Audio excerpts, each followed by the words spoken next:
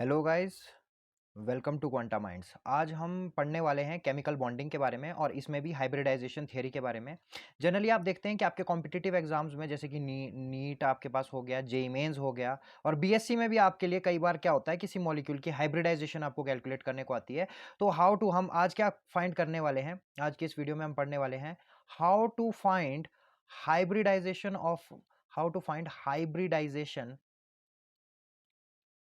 Of a molecule. ये बहुत ज़्यादा आपको पूछा जाता है, ये आपको क्वेश्चन बहुत ज़्यादा पूछा जाता है। तो आज हम इसको सॉल्व करने की कोशिश करेंगे। तो इसके लिए हमारे को कुछ इसमें फॉलो करना पड़ेगा। एक जनरली एक ट्रिक से आपको इसके थ्रू में लेके जाऊँगा। तो ट्रिक आपको जनरली क्या है, आपको यहाँ पे जनरली 3 लॉज़ आपको पढ़ने पड़ते हैं। सिर्फ 3 लॉज़ है जो आपको यहाँ पे पढ़ने पड़ते हैं।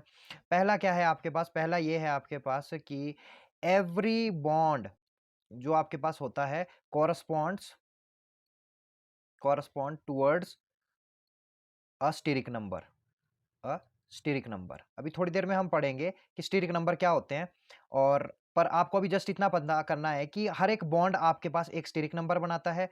दूसरा आपके पास जो लॉ है वो ये बोलता है that and triple bonds double and triple bonds are considered as one are considered as one bond. मतलब डबल बॉन्ड और ट्रिपल बॉन्ड आपके कैसे होंगे? इक्वल टू सिंगल बॉन्ड के बराबर होंगे। ठीक है, सिंगल बॉन्ड के बराबर होंगे। एंड तीसरा आपके पास होता है lone pair forms a steric number. ये भी आपके पास स्टेरिक नंबर फॉर्म करता है। चलिए, ये 3 लॉज हमने देख लिए। अब इन 3 लॉ से हम हाइब्रिडाइजेशन निकालने की कोशिश करेंगे डिफरेंट मॉलिक्यूल्स में। तो चलिए हम देखते हैं। सबसे पहले हमारे को ये करना है कि स्टेरिक नंबर अगर हमारे पास कभी भी, देखिए हम बोलेंगे कि जो हमारे पास अब ये जो स्टेरिक नंबर है, अगर ये हमारे पास कभी 2 हुआ तो हमारी हाइब्रिडाइजेशन sp हो जाएगी। अगर हमारे पास कभी भी स्टेरिक नंबर क्या हुआ, 3 हुआ, तो हमारी हाइब्रिडाइजेशन sp2 हो जाएगी। अगर हमारे पास कभी भी स्टेरिक नंबर क्या हुआ, 4 हुआ, तो हमारी हाइब्रिडाइजेशन sp3 हो जाएगी। स्टेरिक नंबर अगर हमारे पास कभी भी 5 हुआ तो हमारी हाइब्रिडाइजेशन sp3d हो जाएगी। और अगर कभी भी हमारा स्टेरिक नंबर जो है वो 6 हुआ तो हमारी हाइब्रिडाइजेशन sp3d2 हो जाएगी। और स्टेरिक नंबर क्या होता है? स्टेरिक नंबर आपके पास क्या होता है? That is the around crowding around central metal central metal ion. ठीक है, अभी जनरली हमने पिछली उसमें देखा था कि आप स्टेरिक नंबर कैसे कैलकुलेट कर सकते हो।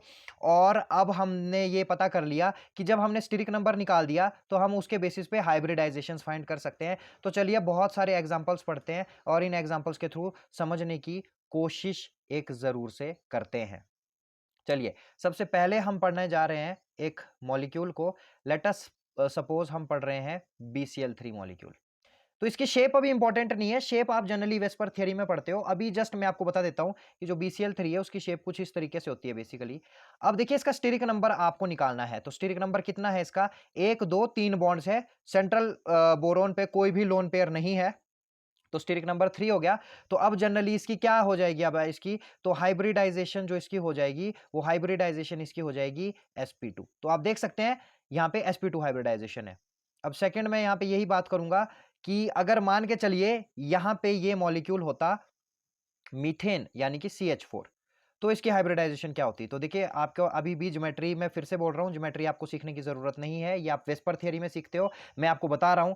तो यहाँ पे एक ये होगी, 2 3 4, हर एक बॉन्ड आपका क्या करता है? एक स्टेरिक नंबर को कंट्रीब्यूट करता है। लोन पेयर यहाँ पे एक भी नहीं है कार्बन पे, तो इसका स्टेरिक नंबर क्या हो जाएगा? 4 हो जाएगा। तो इसकी हाइब्रिडाइजेशन क्या हो जाएगी? sp3 हो जाएगी इसकी हाइब्रिडाइजेशन। चलिए और कुछ मॉलिक्यूल्स को देखते हैं, जैसे कि अब हम देखते हैं अमोनिया मॉलिक्यूल को। ओके, थर्ड हमने अमोनिया किया। तो अमोनिया मॉलिक्यूल किस तरीके से होता है? यहाँ पे आपके पास लोन पेयर हो गया, आपके पास 3 हाइड्रोजन यहाँ पे हो गए, इस तरीके की इसकी शेप होती है। स्टेरिक नंबर कितना हो जाएगा? 1 2 3, और लोन पेयर भी आपका स्टेरिक नंबर को कंसीडर करता है यानी कि 4। तो स्टेरिक नंबर इसका क्या हो गया? 4। तो इसकी हाइब्रिडाइजेशन क्या हो जाएगी? sp3 हो जाएगी।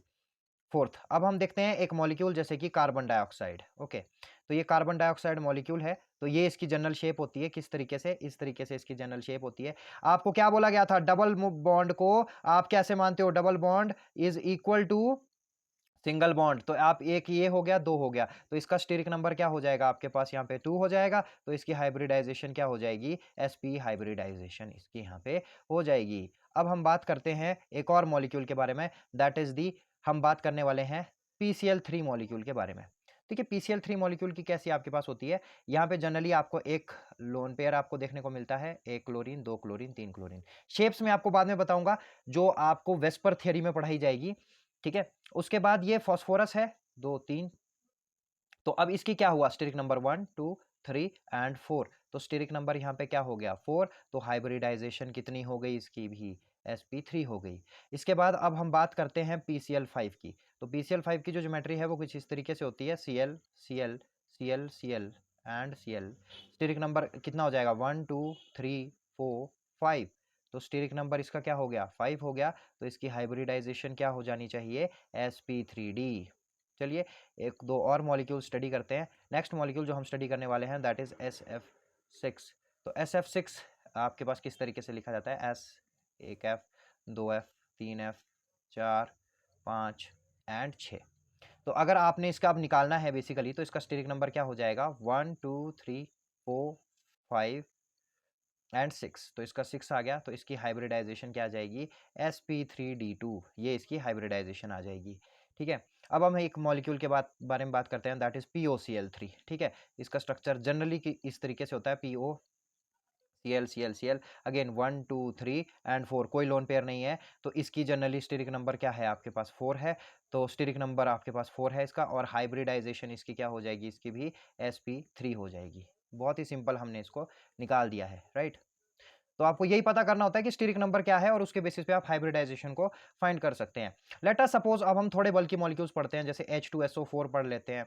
ठीक है, और H2SO4 में हम सल्फर के बारे में पता करना चाहते हैं, तो S डबल बॉन्ड हो OH इस तरीके से इसका स्ट्रक्चर होता है। सल्फर पे कोई लोन पेयर नहीं है, तो एक आपके पास ये हो गया, दो तीन चार, तो इस तरीके से आपके पास 4 स्टेरिक नंबर हो गया, तो स्टेरिक नंबर इस मॉलिक्यूल का क्या हो गया, 4 हो गया, तो हाइब्रिडाइजेशन इसकी क्या हो जाएगी, sp3 हो जाएगी। अब हम बात करते हैं यहीं पर ही जिस तरीके से मान के चलिए हम कोई भी पढ़ते हैं HSO4 माइनस, इस तरीके के मॉलिक्यूल भी आपके पास आ सकते हैं, यानी कि आयंस भी हो सकते हैं। तो HSO4 माइनस का जनरल स्ट्रक्चर कुछ इस तरीके से आपके पास होता है, यहाँ पे OH हो जाएगा, यहाँ पे O माइनस हो जाएगा। अब यहाँ पे सल्फर में फिर से 1 2 3 4, steric number is equal to 4, hybridization is equal to sp3, यहाँ पे भी आपके पास ये निकल गई। ठीक है, अब आप बात कर सकते हो जैसे HNO3 मॉलिक्यूल हो गया, तो HNO3 का जनरल स्ट्रक्चर किस तरीके से होता है आपके पास, N आपके पास होता है, डबल बॉन्ड O होता है आपके पास, OH हो जाता है, एंड आपके पास एक इस तरीके का बॉन्ड हो जाता है जो कि कोऑर्डिनेट बॉन्ड होता है टुवर्ड्स ऑक्सीजन, तो ये HNO3 होता है। तो यहाँ पे भी आपके पास 1 2 3, कोई लोन पेयर नाइट्रोजन के पास नहीं होगा, तो इसका स्टेरिक नंबर आपके पास कितना आ गया, आपके पास 3 आ गया, तो हाइब्रिडाइजेशन इसकी sp2 आ जाती है। तो इस तरीके से आप डिफरेंट टाइप के मॉलिक्यूल्स में हाइब्रिडाइजेशंस जो है बहुत ही आसानी से निकाल सकते हो। और अगर हम बात करें जैसे CCl4 भी हो गया, तो CCl4 किस तरीके से है, C आपके पास 1 Cl 2 Cl 3 Cl 4 Cl, 1 2 3 4 आपके पास यहाँ पे है, तो स्टेरिक नंबर आपके पास कितना आ गया, 4 आ गया, तो हाइब्रिडाइजेशन इसकी क्या हो जाएगी, sp3 हो जाएगी। तो ऐसे डिफरेंट मॉलिक्यूल्स में आप फाइंड कर सकते हो। लेट अस सपोज अब आपको थोड़ा इस तरीके के मॉलिक्यूल्स में भी हाइब्रिडाइजेशन हो सकती है, जैसे आपके पास हो गया CH3 bond CH2 bond CH3, अगर इसमें हाइब्रिडाइजेशन आपको निकालनी है तीनों कार्बन में, तो अगर इस कार्बन को हम देख रहे हैं जो फर्स्ट वाला कार्बन है, तो 1 2 3 4, तो ये भी जनरली आपके पास क्या हो गया, sp3 हो गया, 1 2 3 4, तो ये वाला भी आपके पास sp3 हो गया, एंड ये वाला भी आपके पास sp3 हो गया। ठीक है, अगर आप बात करते हो इस तरह के कार्बन्स की जो आपके पास एल्कीन वाले कार्बन्स होते हैं, तो आप देख सकते हो 1 2 3 स्टेरिक नंबर है, यानी कि ये sp2 हाइब्रिडाइज्ड हो गया, और ये वाला भी आपके पास sp2 हाइब्रिडाइज्ड हो गया।